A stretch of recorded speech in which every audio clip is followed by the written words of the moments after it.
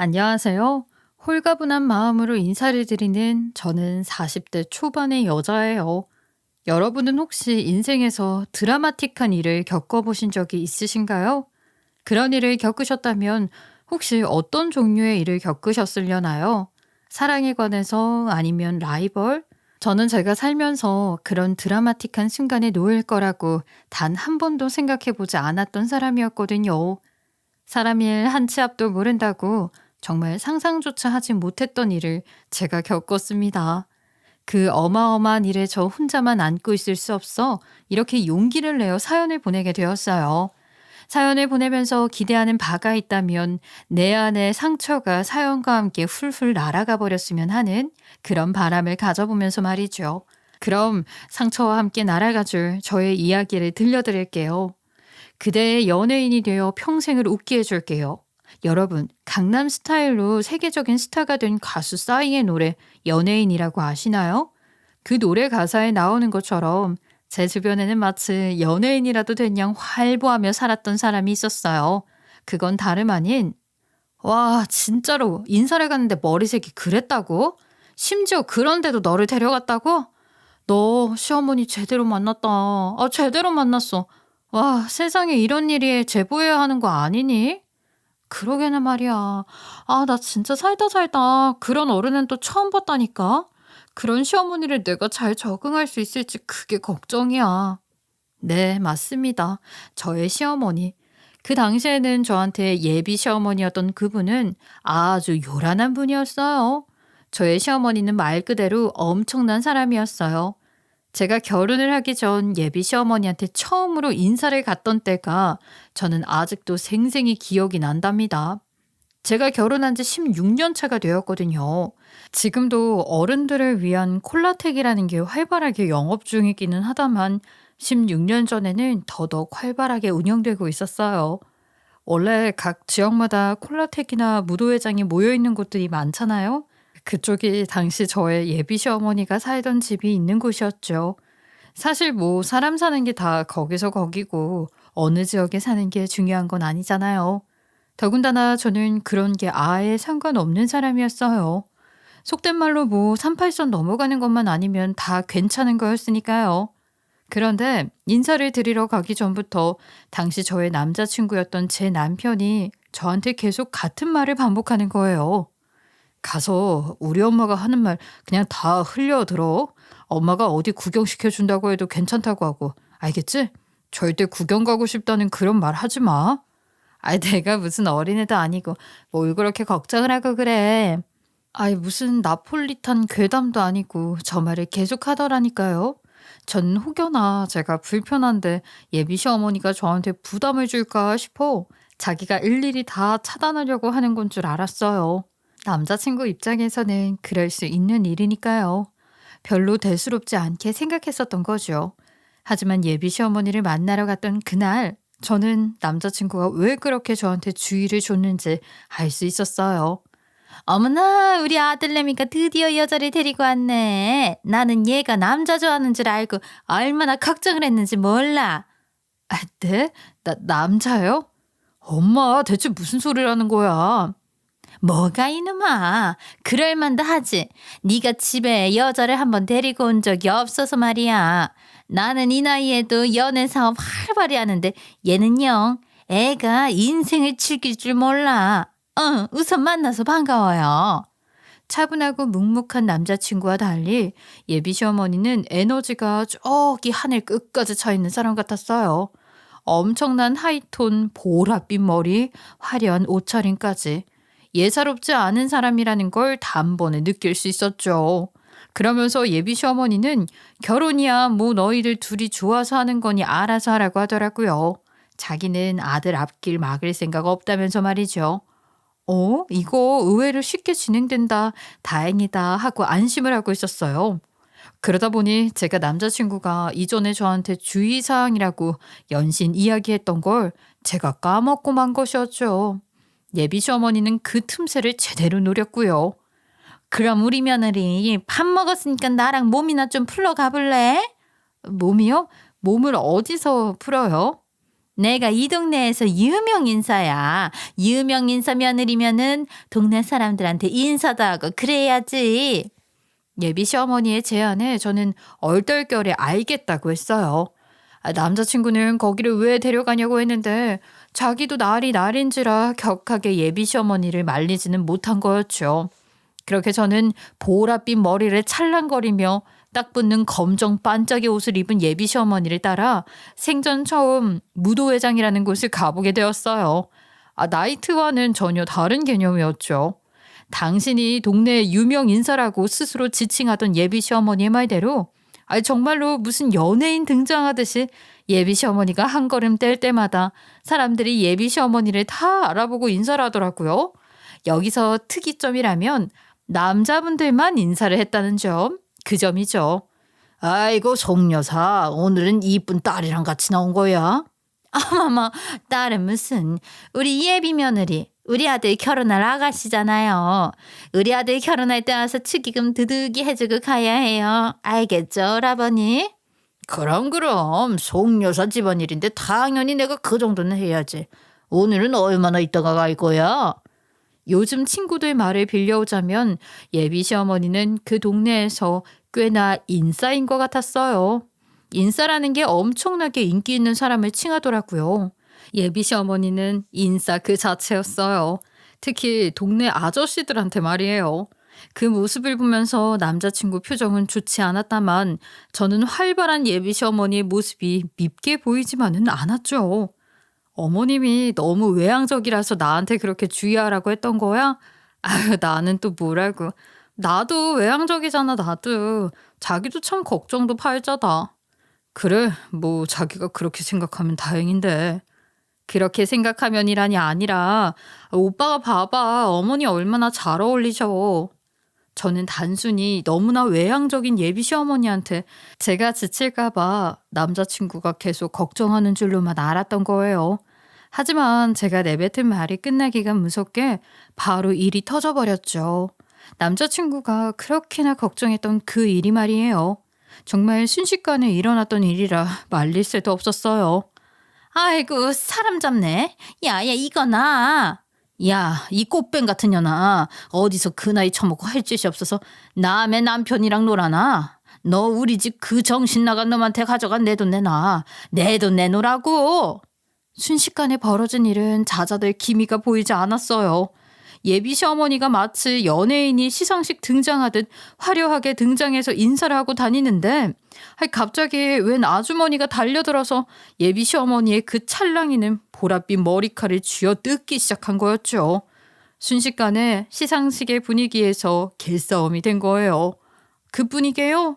예비 시어머니한테 환하게 인사를 건넸던 중년의 아저씨들이 갑자기 뿔뿔이 흩어지는 거 있죠. 그건 다름 아닌 예비 시어머니한테 달려들었던 그 아주머니를 필두로 달려나온 다른 아주머니들 때문이었어요. 말 그대로 난리법석 지랄 발광 아비규환 그 흥겨운 노래는 어느새 비명소리며 욕지거리에 묻히고 말았어요. 어디서 말이야. 어디서 개추작이냐고. 야, 너 동네에서 개짓거리 하고 다니는 거 우리가 그거 몰라서 그냥 놔준 줄 아니? 어디까지 하나 두고 보자. 아주 전혀 머리털 다 뽑아버리자. 우리가 그렇게 배우려고 있었던 거야. 이 꼬뱅 같은 년아. 전 살다 그런 난리는 또 처음 봤었다니까요. 고함 소리는 들려오지. 그렇게 예비 시어머니 보고서는 좋다고 웃음 짓던 아저씨들은 자기 와이프들 나타나니까 도망을 치지. 와, 가관이었어요. 알고 보니까 예비 시어머니가 정말로 동네 아저씨들한테 연예인이나 다름 없었더라고요.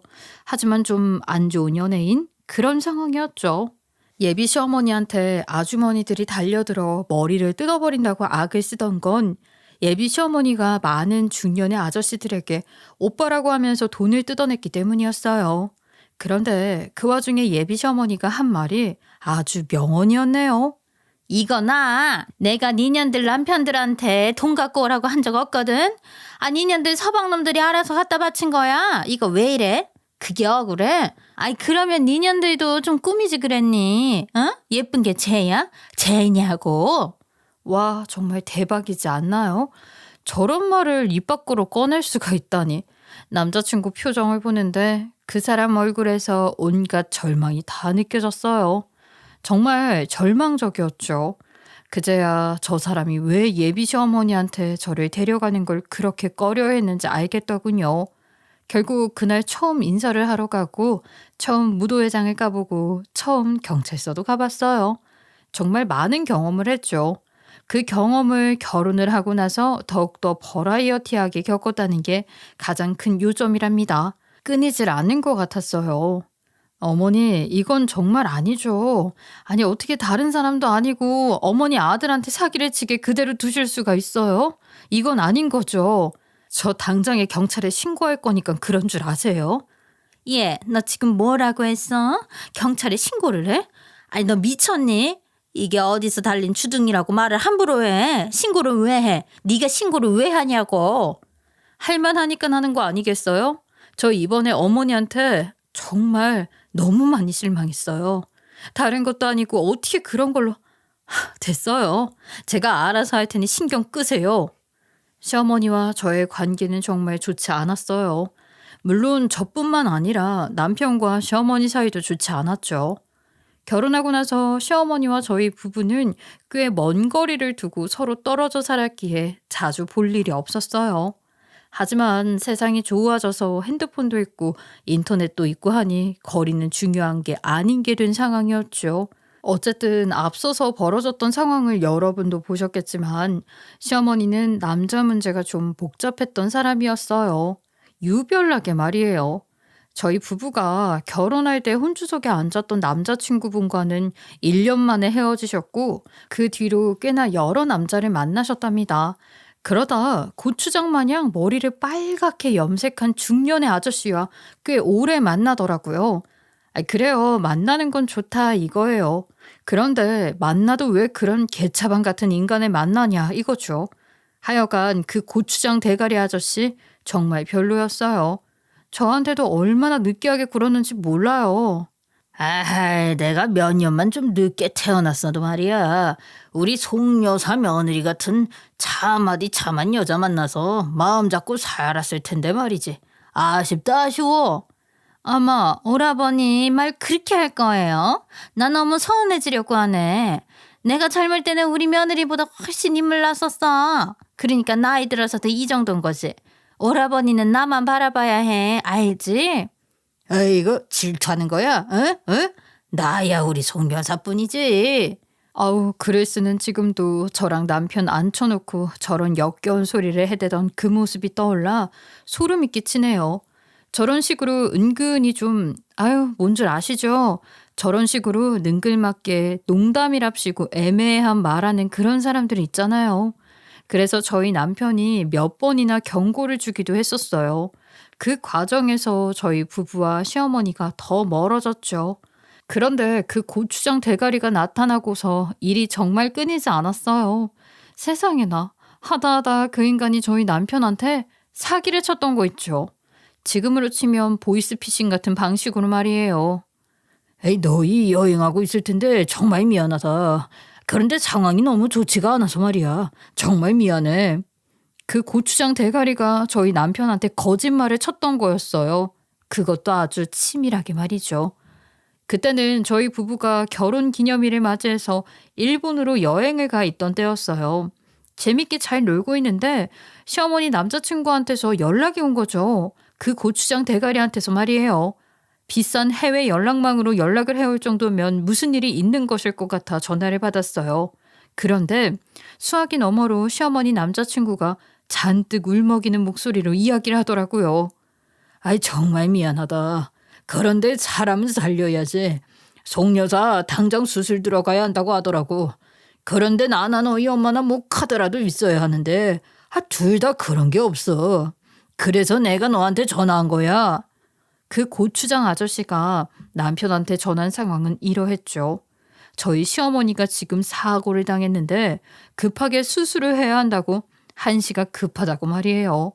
일단 전화를 걸려온 상대방이 울다시피 하고 더군다나 시어머니가 사고를 당했다는데 저희가 어떻게 진정을 할 수 있었겠어요? 고추장 대가리는 신용불량자라 신용카드도 없고 시어머니도 신용 회복 중이라 신용카드를 못 만드는 상황이었거든요. 결국은 남편이 나서서 몇백만 원을 시어머니 남자친구한테 보냈어요. 시어머니가 위급하게 수술을 해야 하는 상황이니 시어머니가 직접 그 돈을 찾을 수도 없을 것 같아서 말이죠. 정말 감사합니다. 아저씨, 정말 감사해요. 아저씨가 옆에 계셔주셔서 정말 다행입니다. 정말 감사합니다. 그런 소리 하지 말어. 나는 병철이 너 남이라고 생각한 적 없다. 내 아들이지 아들. 송 여사는 내 안사람이나 다름없고. 일단은 걱정하지 마. 내가 수술 경과 보고 바로 연락 주마. 얼마나 감동적인 통화예요. 저희 부부는 시어머니 남자친구라는 사람이 시어머니 옆에 있어서 정말 다행이다. 그렇게만 생각을 하고 있었어요. 저는 내가 너무 편견으로 사람을 봤구나 하는 생각까지 했었죠. 정말 괜찮겠어? 미안해. 당신도 참 이상한 소리 한다. 뭐가 미안해. 당장 달려가는 게 맞는 거지. 지금 일본 여행이 중요한 게 아니잖아. 얼른 가서 어머니 상황 확인해야지. 시어머니가 수술을 했다는데 저희가 어떻게 거기서 남은 여행 기간을 보내고 올 수가 있겠어요? 일정을 마무리하고 다음날 바로 한국으로 들어가서 시어머니가 수술을 하기 위해 갔다고 했던 병원으로 갔어요. 동네에 나름 큰 병원 있잖아요. 한 건물 전체가 그 병원 소유인 그런 곳 말이에요. 거기서 수술을 했다길래 갔는데 참 어이가 없었습니다. 병원에 가서 시어머니 이름을 이야기하니까 아니 이미 퇴원을 했다고 하는 거예요. 이게 상식적으로 말이 안 되잖아요. 어떻게 그렇게 위급하게 수술을 하러 갔는데 그렇게 바로 퇴원을 하다뇨. 이건 말이 안 되는 일이다 싶어 여러 번 병원 데스크에 확인을 해봤죠. 하지만 정말로 시어머니는 없었어요. 그런데 그렇게 허탈하고 혼란스러운 마음을 안고 나오는데 익숙한 보라색 머리와 빨간색 머리가 보이더군요. 병원 1층에 있는 약국에서 약을 탄 건지 그걸 들고 나오는 모습이었어요. 엄마, 어머니, 엄마, 어디가? 엄마, 아저씨. 저희는 그 상황을 보고 믿기지가 않았어요. 그렇게 뭐 난리가 났다고 하던 사람들이요. 멀쩡하게 하하호호 웃으며 약국에서 나오니 말이에요. 그 보라색 머리와 빨간색 고추장 머리는 누가 봐도 저희 시어머니와 시어머니 남자친구였거든요. 저희가 부르니까 뒤도 안 돌아보고 막 도망을 가더라고요. 그래도 저희가 젊은데 더 빠르죠. 후다닥 달려가서 그 두 사람을 붙잡았어요. 아유, 너희는 동네 창피하게 왜 이렇게 따라와? 쪽팔려 죽는 줄 알았네. 엄마, 대체 무슨 수술한 거야? 뭐 어디를 다친 거길래 얼굴이 이래?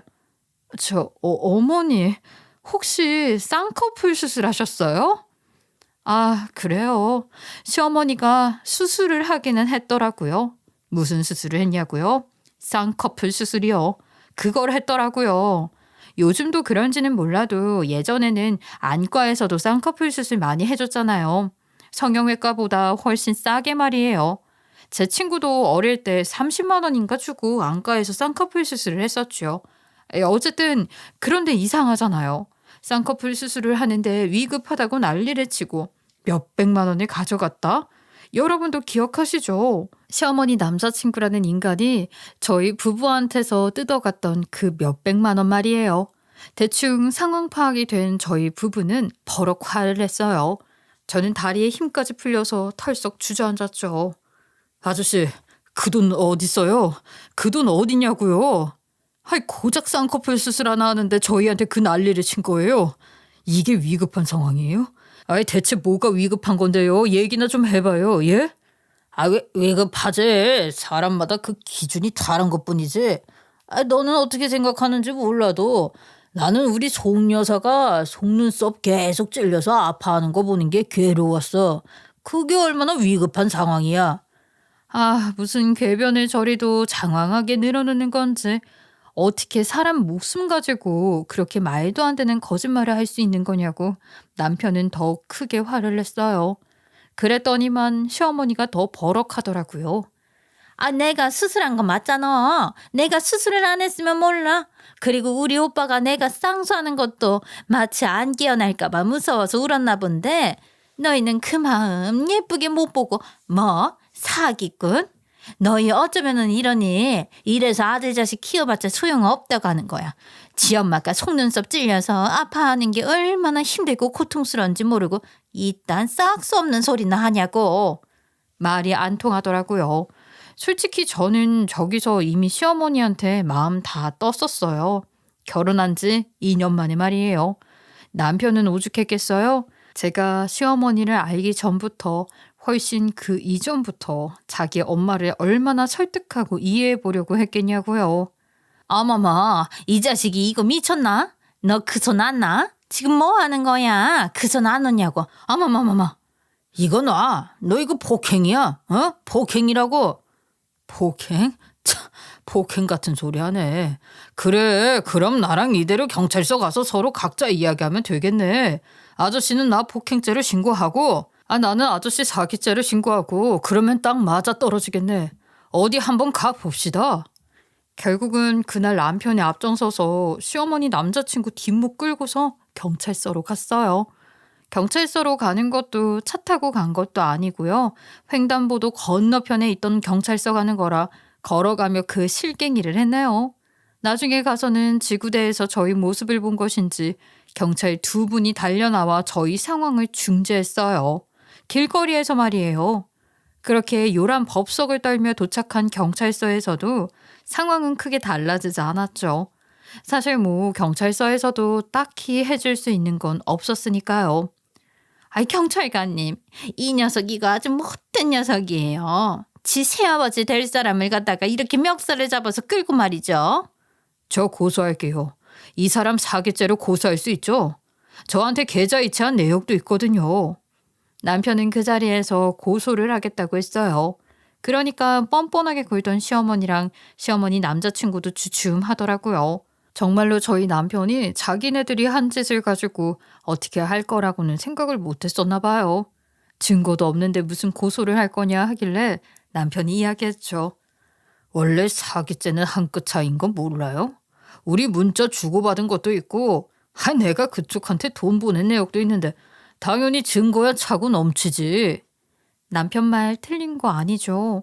가족한테 준 것도 아니고 어찌되었든 시어머니 남자친구랑 저희 남편은 남남인 상황이었잖아요. 그런 상황에서 큰돈을 이체했고 문자로 시어머니 수술 경과에 대해 주고받았고 거기에 시어머니 남자친구가 한 곱이 넘겼다는 등 그런 소리를 했으니 저희 부부가 그 돈을 받아내려면 받을 수 있는 상황이었어요. 결국에는 시어머니 남자친구 있죠? 저희 부부한테 꼴랑 100만 원 돌려주더라고요. 그 하루 사이에 둘이 쌍수하고 명품 사고 했다더라고요. 남편은 그 자리에서 절연을 선언했고요. 다시는 보지 말자고 했어요. 그래, 엄마 옆에 이제 정신 나간 놈팡이라도 엄마가 좋다는 사람 있으니까 나도 관여 안 할게. 우리 각자 인생 각자가 살자. 그렇게 남편의 절연 선언으로 저희 부부는 시어머니와 인연을 끊고 지냈어요. 평생을 보지 않고 지내겠구나라는 생각이 들 정도로 서로 미워한 채로 그 관계를 끝내자고 했었죠. 하지만 천류는 꽤나 오래 갔어요. 아휴, 고생했다. 뜨끈한 밥이랑 국 한 숟갈 떠. 너 이러고 사는 거 사돈이 좋아하실 것 같으니? 이러고 있는 게 더 돌아가신 너희 어머니 마음 안 좋게 하는 거야. 아유, 뭐해. 얼른 먹어. 저희 부부가 시어머니와 다시 마주하게 된 건 절연 사건 이후로 10여 년이 지난 뒤였어요. 저희 친정엄마가 최근에 돌아가셨거든요. 엄마가 돌아가신 것에 대해서 부고 연락을 취하면서 남편도 시댁 어른들한테 연락을 취했었는데 시 고모님께서 저희 친정엄마 돌아가셨다는 소식을 시어머니한테도 말을 전달했었나 봐요. 친정엄마 빈소에 시어머니가 찾아왔더라고요. 일단 얼른 좀 먹으라니까. 너 몸 축나면 사돈이 마음 편히 가실 수 있겠니? 아유, 얼른 먹어. 아이고, 이거 얼굴 상한 것 좀 봐봐. 너 참 한숨도 못 잤지? 그래, 아유, 어떻게 잠을 잘 수 있겠니? 예, 아가, 그래도 산 사람은 살아야 해. 그래야 세상 떠나는 사람도 마음 편히 가실 수 있는 거야. 저를 챙겨주는 시어머니의 눈빛과 시어머니 말투를 듣는데 그때 기분이 참 묘했어요. 친정 엄마가 돌아가셨고 그리고 친정 아빠는 뭐 제가 너무 어릴 적에 돌아가셨던 터라 이미 아버지에 대한 부재는 제가 무뎌진 상황이었거든요. 이제 나한테는 부모가 없구나 생각을 하고 있는 찰나에 시어머니가 빈소 안으로 들어서서 저를 그리 챙겨주시는데 정말로 기분이 묘하더군요. 뭐라고 설명을 해야 할까요? 나한테 부모님은 이제 저분뿐인 건가 하는 생각이 들면서 시어머니가 반갑기도 하고 밉기도 하고 불편하고 참 오만 가지 감정이 다 들었어요. 아이고, 그래도 사돈이 나서서 챙겨주시니 다행이네. 저렇게 해주시는 시어머니가 어디 있겠어. 너희 엄마가 덕을 많이 쌓고 살기는 했었나 보다. 아이, 너한테 저렇게 좋은 시어머니도 보내주시고. 시어머니는 10여 년 만에 나타나서 묵묵히 저희 친정엄마 장례 기간을 함께 해줬어요. 그 모습을 본 친척들, 지인들은 좋은 시어머니 같다면서 칭찬을 했죠. 사람들이 그렇게 이야기하니까 저도 그렇게 보이기 시작하더라고요. 시어머니한테 다쳤던 마음이 조금은 아주 조금은 느슨해지는 것 같았어요. 아무래도 연세가 있으시다 보니 밤을 새주시지는 못하셨지만 아침이면 나와서 함께 해주셨죠. 그렇게 하는 시어머니 모습을 보면서 남편 역시도 마음이 좀 누그러지는 것 같았어요. 아유, 내가 같이 가주면 좋은데 나도 간절히 좋지가 않아서 내가 괜히 가면 그게 더 민폐일 것 같아서 사돈한테 정말 좋은 곳으로 가시길 내가 많이 빈다고 꼭 좋은 곳으로 가시라고 같이 전해드려라. 조심히 잘 다녀오고 알겠지? 친정엄마를 모시는 장제까지는 거리가 있어서 시어머니는 못 가셨어요. 세월이 흐르니 시어머니 건강도 이전과는 달라졌거든요. 관절이 안 좋아지셨던 터라 함께 가지 않으셨어요. 그렇게 친정엄마를 눈물로 떠나보내고 기진맥진한 상태로 저와 남편이 장지에서 돌아와 집에 들어섰는데 시어머니가 계시더라고요. 집안에서는 콩나물국 냄새가 풀풀 풍겨나오고 있었어요. 아이고, 벌써 들어온 거야? 고생했다, 고생했어. 잘 보내드리고 왔으면 된 거야. 얼른 와서 앉아. 예, 아가, 너 콩나물국 좋아하는 거 맞지? 내가 너무 오랜만에 끓여서 잘 끓였는지도 모르겠다. 그래도 식기 전에 얼른 와서 먹어. 국은 따뜻할 때 먹어야 해. 아이, 뭐해. 얼른 와서 앉아. 콩나물국 좋아하지 않냐고 하는 시어머니의 그 말에 제가 거기서 눈물이 터졌어요. 제가 콩나물국 좋아한다고 시댁에 인사드리러 갔던 그날 이야기했었거든요. 그래서 그날 시어머니가 저 데리고서 콩나물 국밥집 갔다가 그 무도회장 간 것이었고요. 어쨌든 시어머니가 내가 좋아하는 걸 기억하고 있었구나라는 생각에 제 눈에서 눈물이 터지는데 한 번 터진 눈물은 쉽게 멈춰주지를 않았어요. 어린아이가 우는 것처럼 소리를 내어 꺼이꺼이 울었죠. 그런 저를 보면서 남편도 당연히 눈시울이 붉어졌고요. 시어머니는 눈물샘이 터진 저희 부부를 달래며 식탁에 앉으라고 하셨어요. 16년 만에 시어머니가 처음으로 저한테 음식을 해주신 순간이었죠. 얼른 먹어. 한 숟갈이라도 떠봐. 얼른 먹으라니까는. 너희 언제까지 울 거니? 아이, 얼른 먹어. 아니, 나는 국 식으면 맛이 없으니까 조바심이 나서. 얼른 먹어. 그런데 좀 이상하더라고요. 눈물을 흘리는 저와 남편의 감정에는 아랑곳하지 않고 자꾸만 국을 먹으라고 하는, 나중 가서는 짜증을 내는 것처럼 국을 먹으라고 강요하시는 시어머니가 이상하게만 느껴졌어요. 시어머니는 특히나 저한테 국을 먹으라고 난리였거든요. 그러니까 등골이 오싹해지면서 갑자기 정신이 번쩍 들더라고요. 정말 누가 제 뒤통수를 퍽 하고 때린 것처럼 순식간에 정신이 들었어요. 그리고서 그제야 제 앞에 놓인 국을 보는데 뭐가 좀 이상한 거예요. 저는 제 앞에 있는 국을 남편 국과 바꿨어요. 그랬더니 시어머니가 흠칫하더라고요. 아이고야, 내가 너 먹으라고 국물이랑 건디기도 더 많이 넣은 건데 왜 바꾸고 그러냐? 네가 제일 힘들었을 거 아니야. 바꾸지 말고 그냥 양 많은 거 먹어. 뭔가 이상했어요. 나중 가서 이야기해보니 남편도 그걸 같이 느꼈다고 하더라고요. 콩나물국에 홍고추가 들어간 거 아니었고요. 실고추가 있는 것도 아니었는데 국에 빨간 실 같은 게 보이는 거 있죠. 그걸 건져서 보니 이건 실이 아니고 빨간 머리카락이었어요. 그리고 저는 식탁 밑으로 남편을 툭 쳤죠. 남편이 저를 봤겠죠? 저는 정말 찰나의 눈짓으로 남편에게 이건 아니야 라는 신호를 보냈어요. 남편이 알아들을까 두려웠지만 남편이 알아채더라고요. 그리고 저는 남편이 제 눈치를 알아챈 것을 확인하고는 티내지 않고 조심스레 일어나 눈물 좀 닦고 오겠다며 화장실로 갔어요. 그리고 화장실 안에서 경찰에 신고를 했죠. 아니, 나는 얘네들 세탁기에 문제가 있는 것 같아서 그거 고쳐주려고 있었던 거예요. 누가 세탁기 통 안에 들어가서 세탁기를 고칩니까? 말이 되는 소리를 하세요. 역시나 그 빨간색 머리카락의 주인은 헤어진 줄로만 알았던 시어머니의 남자친구 고추장 대가리였어요. 소름 끼치게도 그 인간 저희 집 다용도실에 숨어 있었어요. 체구가 좀 왜소한 사람이었는데 세탁기 안에 들어가서 숨어 있었더라고요. 제가 경찰에 신고했다는 사실을 남편에게 알리고 나서 남편이 시어머니한테 아무렇지 않게 물었거든요.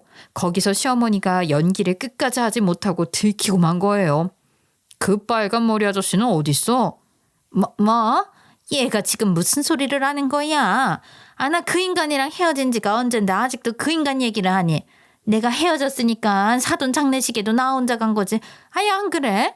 아이고 참네. 너는 갑자기 무슨 이상한 소리를 다 한다냐. 거기서부터 이상했어요. 자기 엄마가 이상하다는 걸 눈치챈 남편이 엄마가 그런 국 먹어보라면서 제 앞에 놓였던 국을 시어머니한테 들이밀었죠.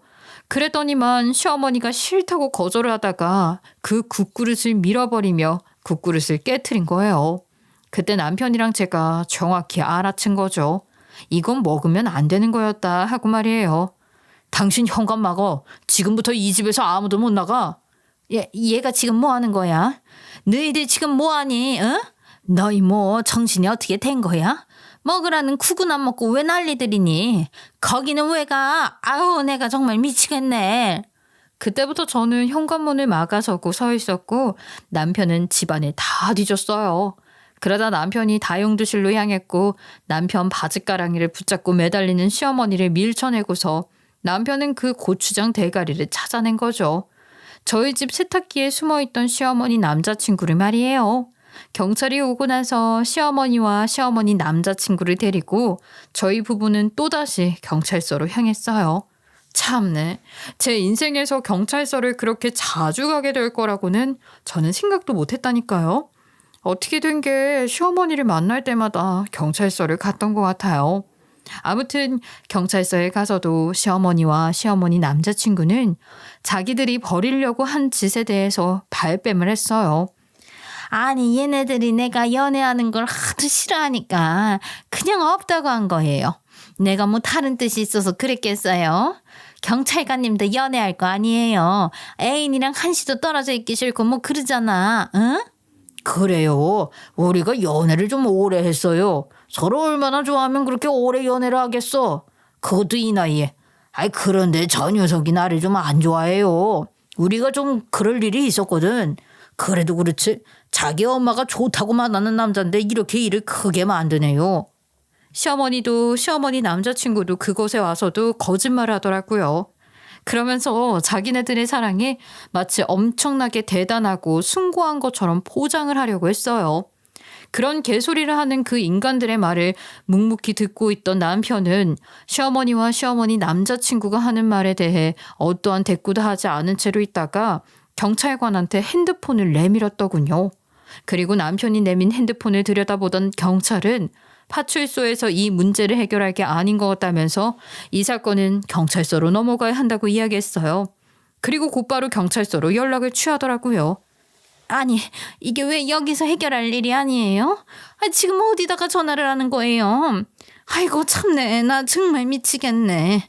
내가 내 자식이랑 며느리 생각해가지고 콩나물국 끓여준 게 이렇게 일이 커질 일이에요 이게? 아유 됐어. 나 앞으로 너희한테 콩나물 대가리도 안 가져다 줄 테니까 이만 끝내자. 지금까지 그랬던 것처럼 서로 남남으로 지내자고. 나 간다. 오라버니 뭐해 나와. 못 가십니다. 지금 현행범으로 경찰서 같이 넘어가시는 거예요. 현행범? 이 양반이 지금 무슨 소리를 하는 거야? 우리가 뭘 잘못했다고 현행범이래? 어? 야, 이게 뭐 하는 거야? 그 민중의 지팡이가 이렇게 편파적으로다가 해도 되는 거야? 편파는 무슨 정확한 이유가 있으니 일이 그렇게 넘어가는 것임을 시어머니랑 시어머니 남자친구는 얼렁뚱땅 그 상황에서 빠져나가려다가 제대로 낚인 거였어요. 결국 그렇게 저희 네 사람은 지구대를 벗어나 아예 지역 경찰서로 가게 되었죠. 남편이 내민 게 뭐였냐고요? 저희 부부 집에 있던 홈 CCTV 자료였어요. 저희 부부는 아이가 생기지 않아서 아이 갖는 걸 포기하고 강아지를 저희 자식처럼 키우고 있거든요. 그때도 그랬고요. 그래서 저희 강아지한테 좀 각별했죠. 저희 둘 다 출근하고 나서도 강아지가 외로워하지 않도록 집에 홈 CCTV를 설치해서 강아지가 뭘 하나 소리도 듣고 남편이나 제가 강아지를 부르는 소리를 CCTV로 송출하기도 했죠. 시어머니와 시어머니 남자친구는 그걸 보고도 CCTV인지 몰랐던 거예요. 그 두 사람이 저희 부부가 장제에 있던 시간에 저희 부부 집에 들어와서 주고받은 대화 내용이 다 담긴 것이었죠. 내가 빈소 그거 며칠 가서 좀 위로해 주니까는 나한테 자기네들 집 비번을 술술 불더라고. 내가 월세방 수도가 망가져서 좀 씻고 싶은데 잠시 집 좀 쓸 수 있겠냐 했더니만 바로 알려주대. 어이구, 하여간 우리 송 여사는 머리가 어쩜 그렇게 영특한가 몰라. 자네는 그 머리로 나란 일을 했어야 하는데 말이야. 아이, 누가 아니래요, 오라버니. 아, 내가 애들 아빠를 너무 일찍 만나서 내 인생 꼬인 거지 뭐. 사고 쳐서 애 낳았더니만 그새 먼저 하늘로 가버리고. 하여간 내가 그때 그 인간이랑 술을 마시는 게 아니었는데. 아휴, 내가 우리 오라버니를 그때 만났어야 했어. 시어머니는 저희 부부한테 애초부터 거짓말을 했던 것이었어요. 월세방 수도가 망가져서 못 씻는다길래 저희 집이 장례식장에서 가깝기도 해서 시어머니한테 비번을 알려준 거였거든요.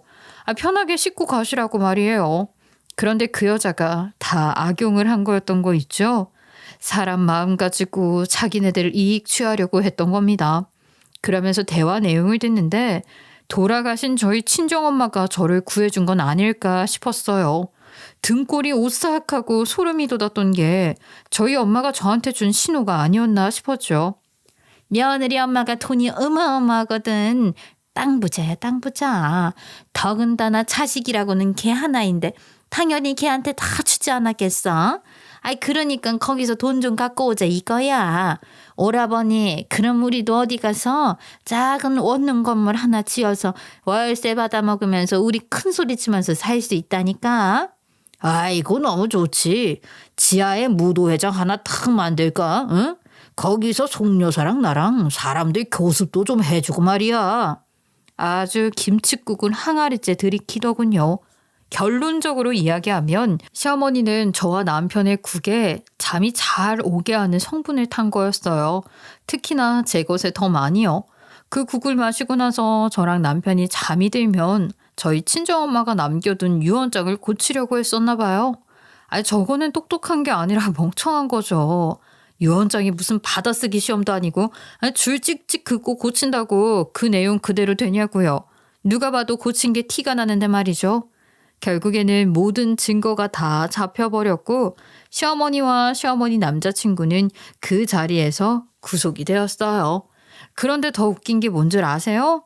시어머니라는 사람이 너무 뻔뻔했다는 거죠. 자기가 잘못해서 구속됐는데 저희 부부를 원망하더라고요. 너희가 나한테 자식 노릇 제대로 했으면 내가 이렇게 돈에 눈이 멀었겠냐고. 너희가 나한테 싹 썩게 하니까 나도 어쩔 수 없이 이런 거야, 이 나쁜 것들아. 너희가 왜 애가 안 생기는 줄 알아? 불효자라서 그래. 조용히 하세요. 여기 아줌마 혼자 있어요? 뭘 잘했다고? 아유? 이 젊은 놈이 어디서 싹 썩게 한숨을 쉬어, 시기는. 너는 애미애비도 없냐, 어? 하여간에 요즘 젊은 것들은 부모 공경을 할 줄 몰라요. 야, 너희들 어디가, 이 나쁜 것들아. 어디 가냐고. 시어머니는 방언이라도 터진 사람처럼 쉴 새 없이 저희 부부한테 악담을 퍼부었어요. 다른 것도 아니고 저희 부부가 아이를 못 갖는 것에 대해서까지 악담을 퍼붓는 시어머니의 발언에 남편이 제대로 이성이 끊겨버리고 만 거예요. 나 당신한테 합의해 줄 생각 없어. 선처? 개소리 하지 말라고 그래. 그래, 나 싹 썩고 애미애비 없는 놈으로 살게. 차라리 그렇게 사는 게 속 편하고 훨씬 낫겠어.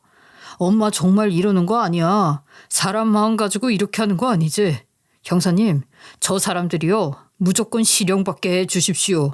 실형? 실형이라고 그래서 지금 내가 왜 실형을 받아? 이 나이에 깜방 가서 거기서 인생 종치라는 거냐고. 아, 이거 놔봐요. 남편은 합의해 줄 생각 없으니 2번 다시 우리 부부한테 연락하지 말라고 했어요. 그리고는 저 인간들 무조건 실형받게 해달라고 하고 나왔죠. 그리고 시어머니와 시어머니 남자친구는 저희 부부를 해치려 한 죄의 명목으로 실형을 받게 되었어요. 시어머니 말 그대로 그 나이에 말입니다. 뻔뻔스럽게도 시어머니는 그 철창 안에서도 저희 부부한테 편지를 보내요. 이번엔 영치금을 좀 넣어달라고 하더라고요. 솔직히 말하면 제 입장에서는 없는 죄라도 만들어서 시어머니가 평생 그 안에 있게 하고 싶어요. 하지만 그러면 저도 똑같은 사람 되는 거니까 그냥 남편이나 저나 시어머니라는 존재를 무시하고 살려고 해요. 그게 시어머니한테 가장 잔인한 벌일 테니 말이에요. 그리고 무엇보다도 지금 저희 부부한테는 그게 중요한 게 아닌 상황이거든요. 정말 중요하고 소중한 일이 생겼다고 할까요? 그러니까 장모님이 내 꿈에 나오셔서 나한테 너무 예쁜 복숭아를 딱 주시는 거야. 그런데 그 복숭아가 너무 작고 귀여워서 뽀얗고 빛이 나고 그래서 그거를 내가 탁 받은 거지. 그랬더니 장모님이 내가 안고 있는 그 복숭아를 한참 쓰다듬어 주다 가셨다니까. 그래서 그게 태몽이라고? 여보, 우리 시험관까지 했었는데 아예 안 생겼잖아. 그리고 나 이제 40대 초반이야. 자연 임신이 그렇게 될 리가 있겠어? 하지만 저의 예상은 빗나갔죠. 자연 임신, 저는 40대 나이에 제가 자연 임신을 하게 될 것이라고 상상도 못했어요. 남편이 꾸었던 꿈이 태몽이 맞았던 거죠. 친정엄마가 그렇게 소중하게 복숭아를 꼭 안고 있다가 저희 남편한테 건네주셨다고 했어요. 그렇게 건네주시고는 한참 동안이나 그 복숭아를 쓰다듬어 주다가 가셨다는데 엄마가 저희한테 귀한 생명을 점지해주고 가신 것 같아요. 아직 성별 확인은 못 해봤는데 복숭아라고 했으니 나라일 것 같아 온통 핑크색으로 된 것만 사고 있어요. 내일은 병원에 정기검진 가는 날인데 괜스레 마음이 울적하네요. 어제 병원 다녀왔는데 친정엄마랑 어떤 여자가 같이 온 거야. 남편이 바빠서 같이 못 가주는 게 서운하다고 친정엄마한테 그 여자가 막 툴툴거리는데 너무 부럽더라. 부러울 게 뭐가 있어. 내가 당신 검진 때마다 찰싹 붙어서 따라가 줄게. 그리고 절대 잊으면 안 돼. 우리 아기 장모님이 우리한테 보내주신 거잖아. 그게 더 중요한 거지. 장모님이 잘 키우라고 우리한테 보내주신 거야. 그러니까 그런 걸로 마음 아파하지 마. 임신을 하고 나서 달이 지날수록 친정엄마에 대한 그리움이 더욱 커져만 가는 건 사실이에요. 병원에 친정엄마랑 같이 온 산모들을 보면 그렇게 부러워요. 저 사람들은 산후조리하고 나서 친정엄마가 미역국도 끓여주겠네. 아이가 아플 때 친정엄마한테 엉엉 울면서 전화를 할 수도 있겠다. 친정엄마한테 쪼르르 달려가서 남편이랑 투닥거린 이야기도 할 수 있겠지? 이런저런 생각이 들면서 말이에요. 하지만 저도 알아요. 저는 누구보다도 다정하고 멋진 남편과 함께하고 있으니 서러울 거 없다는 걸 말이에요. 남편 말대로 엄마가 소중히 건네주신 우리 아이이니 엄마와 항상 함께한다는 마음으로 정말 잘 키워보려고요. 혹시 괜찮다면 제가 아이를 낳고 저희 엄마의 품이 너무 그리울 때 이곳에 와서 여러분들께 어리광도 부리고 응석을 부려도 괜찮을까요? 여러분이 넓은 마음으로 허락해 주신다면 말이에요. 아무리 정보가 많은 세상이라고 해도 늘 저의 길잡이였던 엄마가 안 계시니 조금은 혼란스럽기는 하네요. 여러분께서 위로의 댓글 남겨주시면 감사할 것 같습니다. 여기서 제 이야기를 마무리하도록 할게요. 어리광 많은 40대 임산부 이야기를 들어주셔서 정말 감사합니다. 늘 건강하세요.